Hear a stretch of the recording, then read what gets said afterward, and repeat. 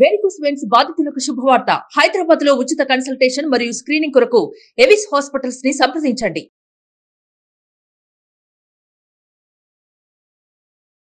నమస్కారం సురేష్ గారు. నమస్కారం అండి నాగరాజు గారు. వేదిక్ సైన్స్లో కనుక మనం చూస్తే అండి డెఫినెట్గా మనీకి సంబంధించినటువంటి ఒక్కొక్క థియరీ అయితే డెవలప్ చేసి ఉంటారు. మనీ హ్యాండిలింగ్ ఒకటి ఉంటుంది. కరెక్ట్. దానికి సంబంధించినటువంటి థియరీలో ఏం చెప్పబడింది? నాగరాజు గారు మన ఆల్ వేదాలు, ఉపనిషత్తులు, పురాణాలు చెప్పిన 4 పనులు. ఈ 4 ప్రతి ఒక్కరు చేసే పనులు. ఒకటేమంటే ధర్మం. లేచిన కాంచి ఏదో ఒక పని చేయాల్సింది తప్పదు. అప్పుడే మనకి భుక్తి వస్తుంది, తినడానికి ఏదో ఒక పని చేయాల్సిందే. నెక్స్ట్ అర్థం, ధర్మ అర్థం. అర్థం అంటే సంపద, మనీ గురించి చెప్పారు.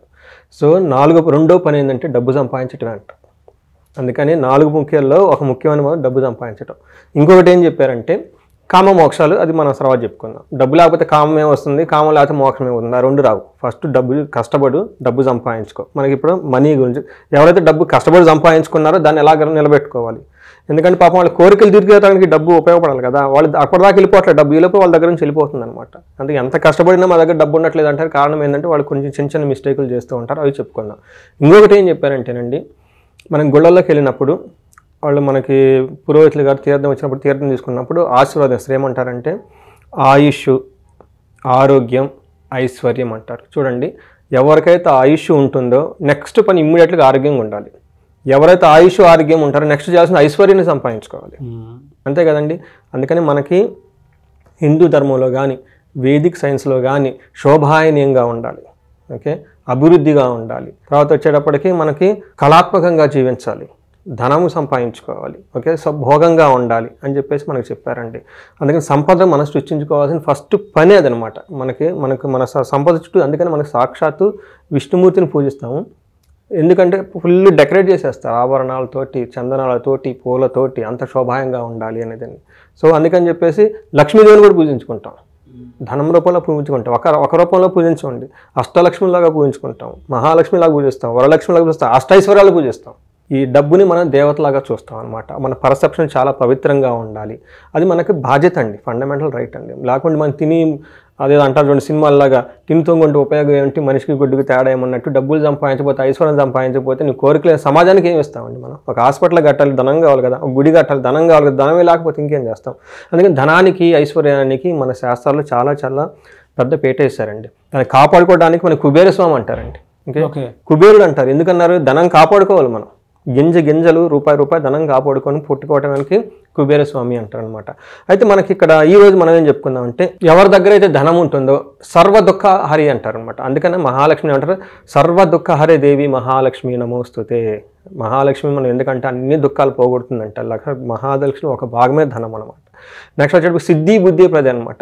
మనకి ఏదైనా పని కావాలంటే ధనం ఉంటేనే పని అవుతుంది, లేకుంటే పని ఏమవుతుంది? నేను ఇక్కడికి రాలేను, మీరు ఇక్కడ కూర్చోలేదు డబ్బు లేకపోతే. అందుకని సిద్ధి, మన పని చేయాలంటే ముందు ధనం ఉండాలంట. బుద్ధి, మనకు కాన్ఫిడెంట్గా కూర్చోవాలంటే ధనం ఉండాలంట. మంచి డెసిషన్ తీసుకోవాలంటే ధనం ఉండాలి.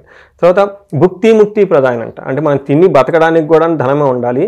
సమాజానికి మనం మంచి పనులు చేసి ఉన్నతంగా ఎదిగి కీర్తి పరిస్థితి కూడా ధనమే ఉండాలి. అందుకని ప్రతిదానికి మనకు ధనానికి, ఓకే, ఐశ్వర్యానికి, తర్వాత సంపదతో మనకు ముడిపడి ఉన్నాయని మనకి అమ్మవారి స్తోత్రాల్లో చెప్పారు, ప్రతి చోట చెప్తారండి అది. ఓకే, అయితే మనకి ఎంత కష్టపడతారు, చాలామంది కష్టపడి పడి డబ్బులు ఇంటికి తీసుకొచ్చుకుంటారు. ఆ ధనాన్ని వాళ్ళు సద్వినియోగం చేసుకోలేక ఆ ధనం అంటే అన్నీ వండుకొని పెట్టుకుంటారు. తినబోయే ముందు ప్రాబ్లం చేసుకొని తినకుండా పక్కన పడేసినట్లు అంత కష్టపడి చివరికి ధనం వచ్చిన తర్వాత చిన్న పనులు చేసిన తర్వాత ధనం వాళ్ళ ఇంట్లోంచి వెళ్ళిపోతుంది. వాళ్ళు ఏ ఉద్దేశంతో అయితే కష్టపడి అంత ధనం సంపాదించుకుంటారో ఆ పర్పస్కి ఆ ధనం వాళ్ళకి ఉపయోగపడకుండా పోతుందండి. కొన్ని చిన్న మిస్టేక్లు నేను అబ్జర్వ్ చేసి మీకు చెప్తాను.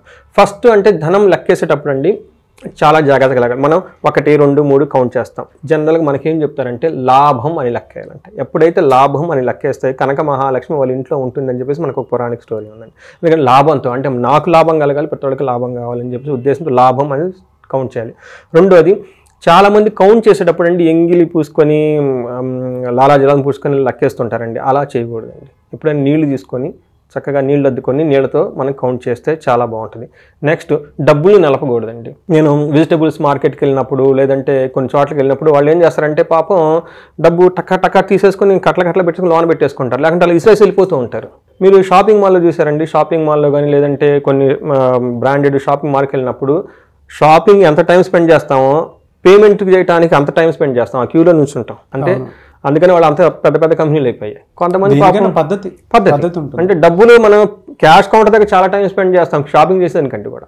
అందుకే పెద్దవాళ్ళు అంటూ ఉంటారు దేనికన్నా ఒక పద్ధతి శాస్త్రం ఉంది అని చెప్పేసి. ఎందుకు అంటారు అని అంటే వేదిక్ సైన్స్లో వాటికి సంబంధించినటువంటి కారణాలు చాలా ఉంటాయి. కరెక్ట్. గొప్ప వాళ్ళ దగ్గర ఒక సిస్టమ్ అనేది ఎందుకు డెవలప్ అయి ఉంటుంది అని అంటే వేదిక్ సైన్స్కి సంబంధించినటువంటి ఒక ప్రాసెస్ని వాళ్ళు ఫాలో అవుతారు. డబ్బుని ఎంత రెస్పెక్టబుల్గా చూస్తే అన్ని కోట్ల సంపద అనేది పెరుగుతూ ఉంటుంది. నేను అదే కరెక్ట్ అండి. కొంతమంది ఎంగిలి అవునండి ఏదో తింటూనే ఇది చేసేస్తూనే అదే చేతితోటి ఇది చేస్తూ ఉంటారు. అంటే వీ షుడ్ రెస్పెక్ట్ అండి. మనకి డబ్బు అనేది ఒక గొప్ప ఎనర్జీ. అవునండి, మీరు చెప్పినట్లు దాన్ని ఎలా పడితే అలా హ్యాండిల్ చేయడం కాదు. మన అవసరాలని మన ఎనర్జీని దాని త్రూ మనం ఏ విధంగా అయినా సరే యూజ్ చేసుకుంటున్నాం అంటే దానికి ఆ రెస్పెక్ట్ ఇవ్వాలి. కరెక్ట్ అండి. ఆ బిల్లింగ్ సిస్టమ్ అవన్నీ చూసి షాపింగ్ చేసే టైం కంటే బిల్లింగ్ కట్టే టైం ఎక్కువ అవుతుందండి. అంత కేర్ఫుల్గా వాళ్ళు ధనం తీసుకుంటారు కాబట్టి గొప్ప వాళ్ళు అయిపోతారండి. ఎందుకంటే మనం డబ్బులు తీసుకునేటప్పుడు క్యాజువల్గా తీసుకోవటం, క్యాజువల్గా ఇవ్వటం, నలిపటం, కట్టలని నోటు కట్టలని అలా చేయకూడదండి. చాలా జాగ్రత్తగా పెట్టుకోవాలి. ఎప్పుడు కట్టలుగా పెట్టుకోవాలండి. నెక్స్ట్ మనకి పెద్దవాళ్ళు ఏం చెప్తారంటే చాలామందికి ఒక హ్యాబిట్ ఉంటుందండి. ఈరోజు శాలరీ పడంగానే అందరికి టకటక ఈరోజు చేసేస్తాం.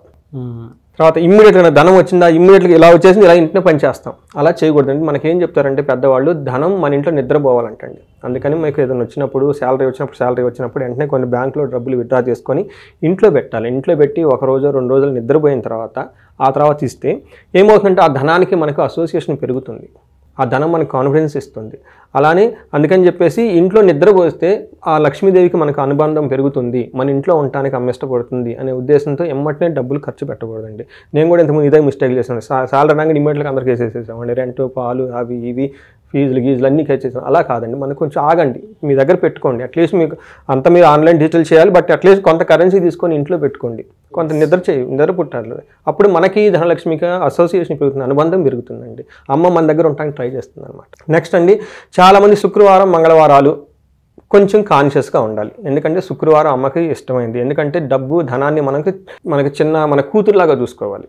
మనకు చిన్న పాప మన ఇంట్లో ఉంటే ఎలానో అలా చూసుకోవాలి. అందుకని శుక్రవారం పూట చక్కగా ఉండాలి. అందుకని చెప్పి శుక్రవారం పూట ఆడపిల్లలను పంపించడం కానీ శుక్రవారం డబ్బుని ఇవ్వటం కానీ చేయకూడదని చెప్పేసి అమ్మవారికి చక్కగా అక్కడ ఉండేసి ఎక్కడుంటే అక్కడ ఉండాలని చెప్పేసి అమ్మకు ఆత్రం ఉంటుంది. కాబట్టి ధనం మన శుక్రవారాలు, మంగళవారాలు ఇవ్వకూడదు. అయితే మంగళవారం అప్పు తీర్చొచ్చు అని చెప్పేసి చెప్తా ఉంటారు. ఇవి కాకుండా ఇంకొక చిన్న టెక్నిక్ నేను చాలామంది చూస్తుంటే డబ్బులు ఎక్కడ పడితే అక్కడ వేసేస్తుంటారండి. 5 రూపీస్ ఉంది ఈ టీవీ దగ్గర పెట్టేస్తారు. ఇంకో 2 రూపీస్ ఉంది కార్ డాష్ బోర్డ్లో ఎక్కడ పడేస్తుంటారు. ఇంకొచ్చి ఎక్కడ 5 రూపీసే కదని ఎక్కడ పడితే అక్కడ వేసేస్తూ ఉంటారు అనమాట. చిల్లర్ని వాళ్ళు కేర్ఫుల్గా తీసుకోరు.